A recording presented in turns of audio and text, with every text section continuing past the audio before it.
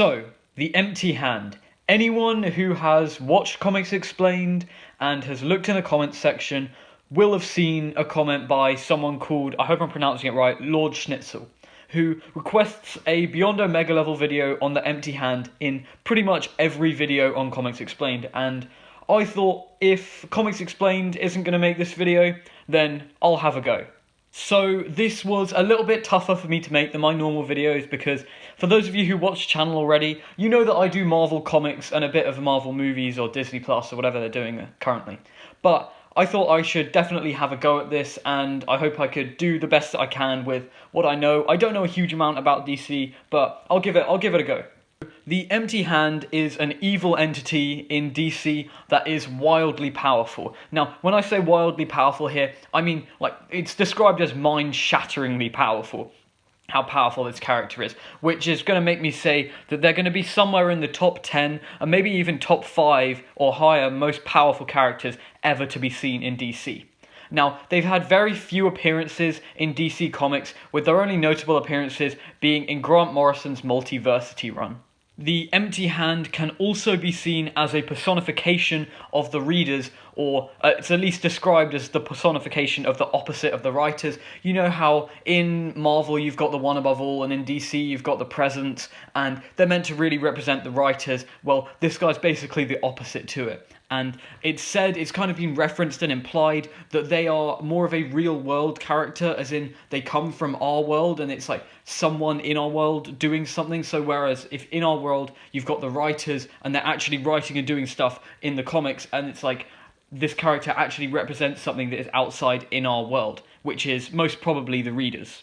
Their character has been able to destroy multiverses before, showing that they are at least in the level of the Beyonders' power from Marvel. So, for those of you who don't know, the Beyonders are insanely powerful in Marvel. They like killed the Living Tribunal. I'm just trying to give a little bit of reference for Marvel fans here as to how powerful this guy is. Now, they are a minimum at the Beyonders level, because in DC, I think they have multiverses. It's not like Marvel where there's just one multiverse. There's different multiverses, and it's said that this guy destroyed Multiverse 2, which means it's insane how they actually have the power to wipe out an entire multiverse, which is effectively what the Beyonders did, just to give you a gauge of power. So this means that at minimum, they are a multiversal level threat, which is definitely putting them in the Beyond Omega level region. And at maximum, they could even be an omniversal threat.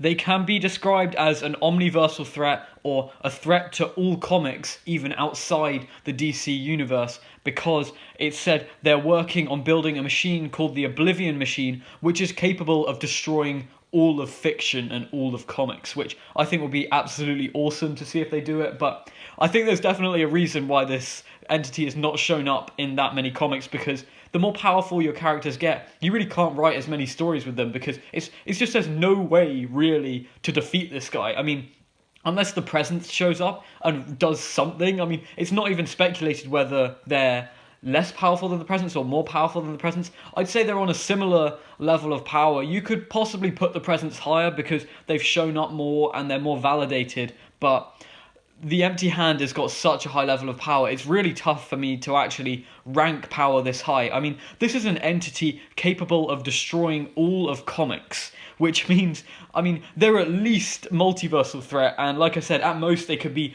a threat to not only their whole universe, not only the DC, all of DC, but even all of Marvel, all of Spawn, all of these other universes, which I think would be awesome to see. However, it's not going to happen, because they're not just going to make a character from DC that just destroys the Marvel universe. Now, another way to try and estimate the power of the Empty Hand is to go based on other beings that they've interacted with. So, for example, for the Marvel people who are watching this, the Marquis of Death made beings stronger than Galactus when he fought Clyde Wincham, who was like himself from an alternate timeline. But so he fought himself, and Clyde Wincham he summoned like the entities of their Marvel universe. He summoned Thanos and Galactus and Eternity, and then the Marquis of Death summoned even more powerful things than that. So that's a way of saying, like, the Marquis of Death was a being capable of creating beings stronger than Galactus and stuff like that, which is insane to think about. And the Empty Hand is on an even higher level of power. I mean, The Empty Hand themselves hasn't had a huge amount of interaction with other characters in DC, but they can really prove themselves more powerful than any other being in the multiverse that they destroyed, which shows that they're more powerful than probably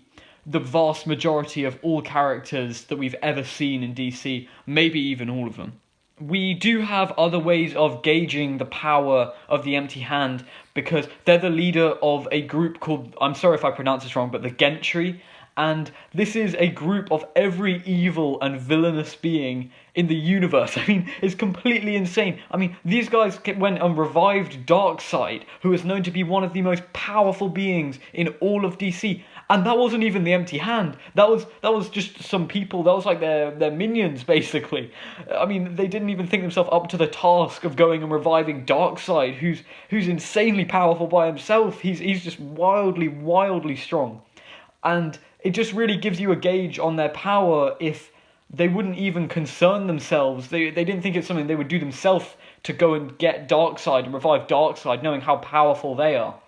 And it's really tough to classify power like this. I mean, it's someone who believes that they could wipe out all of comics with this machine that they're making, and it's insane. So that's the Empty Hand. That's what I could get on them. I'm sorry, there isn't a huge amount because they've only really appeared a couple of times or once majorly, and that's what I did, and that's my research. That's what I've got. So that's my video on the Empty Hand. I hope you've enjoyed it, Lord Schnitzel, if you're watching it.